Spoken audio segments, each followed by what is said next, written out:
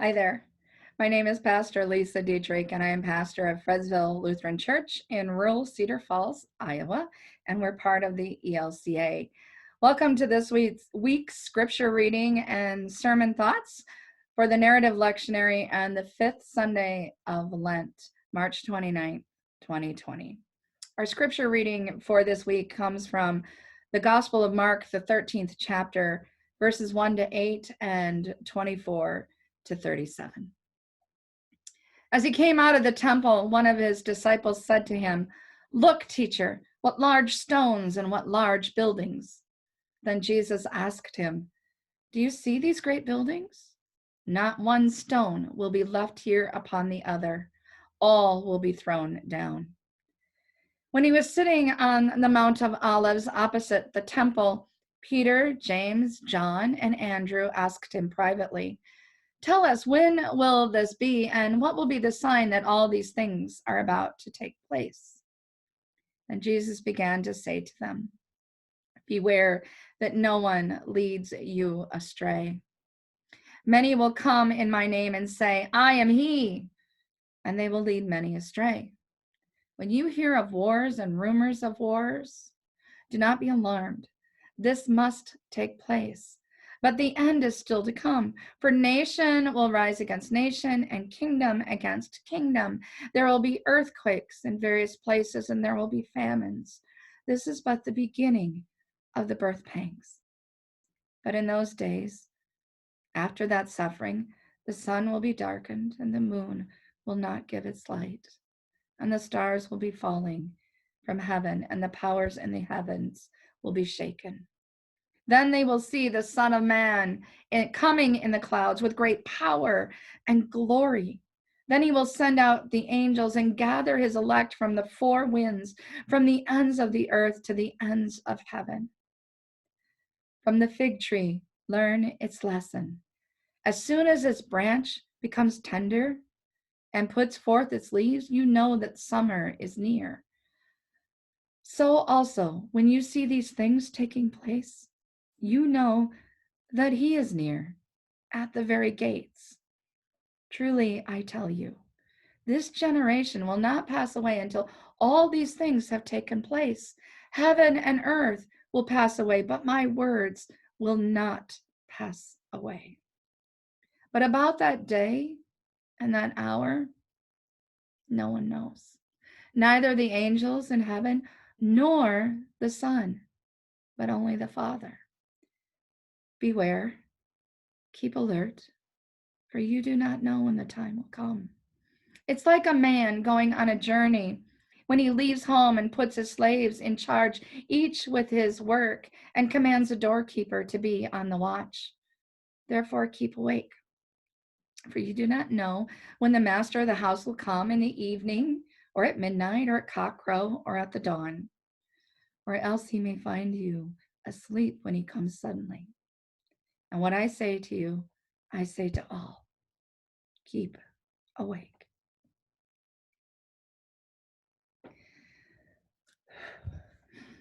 Without question, these are difficult times that we are in, even, as some say, unprecedented times. Or is it? I mean, sure, these times are different, but they always are, aren't they? Today is not the same as yesterday. Yesterday isn't the same as last week. Last week, I mean, we could go on and on through all of time. But at this time, this scripture, it was the early church's way of trying to grapple with a lot of things that they were going through too, including the destruction of the temple and the collapse of Israel as they knew it.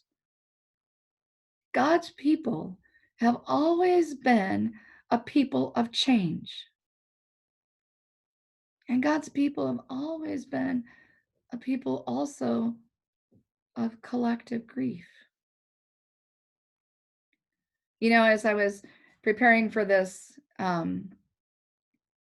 talk and this sharing with you all and the sermon thoughts, there's an Eagle song that has been coming up in my news feed on Facebook throughout the week, and it's the Eagles song, It's the End of the World as We Know It. Are you humming it right now? Because I know I have all week. We like to think that this is the end of the world as we know it. And in some ways, that's not wrong. And it's right to grieve some of that. It's also okay to think about what is something new that is coming or is about to come or might happen out of this that could be good for all of us. Today's scripture that is before us talks about and reminds us of two things. One, that God is in control and that Jesus is going to come back.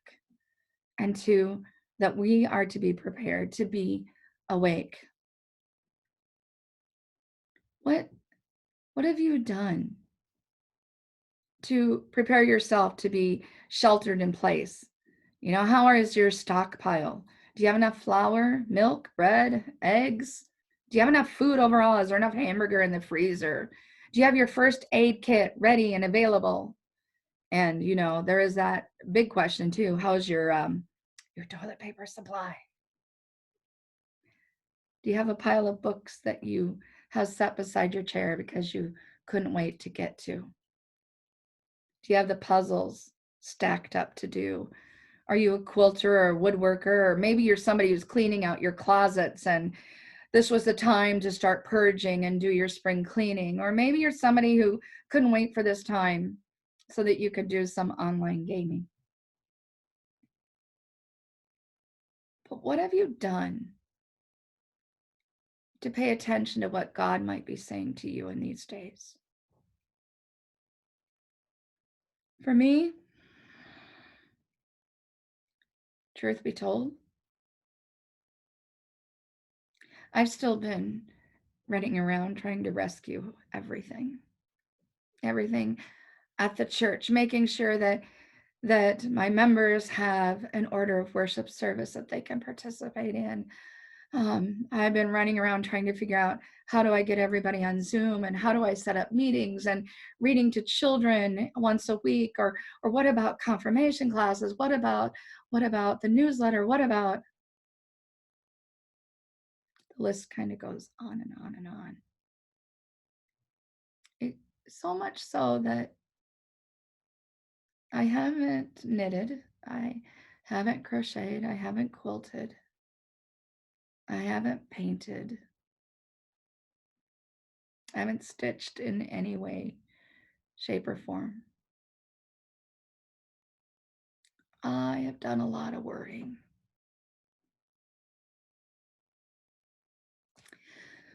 In the hustle and in the bustle, I have forgotten that God might be calling me to something new.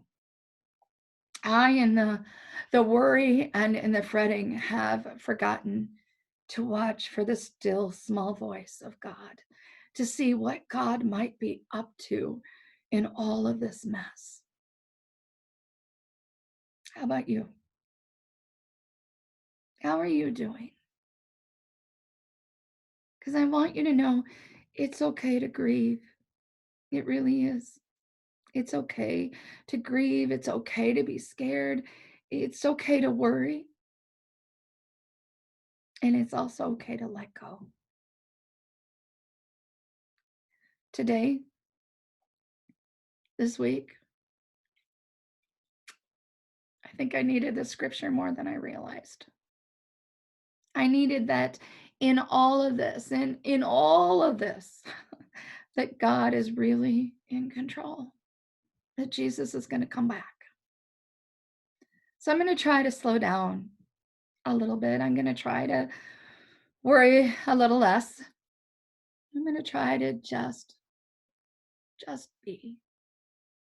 And maybe while I'm being, maybe I might see how God could work something good out of all of this too, to create something new and wonderful out of this.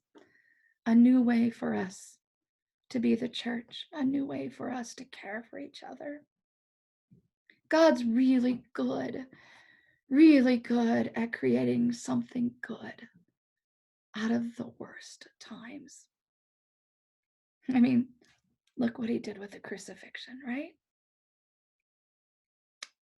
That's my invitation to you this week. Let's just try to be, and let's look for the good this week and the good that God might be working in all of this. My blessings to all of you. Thanks for stopping by.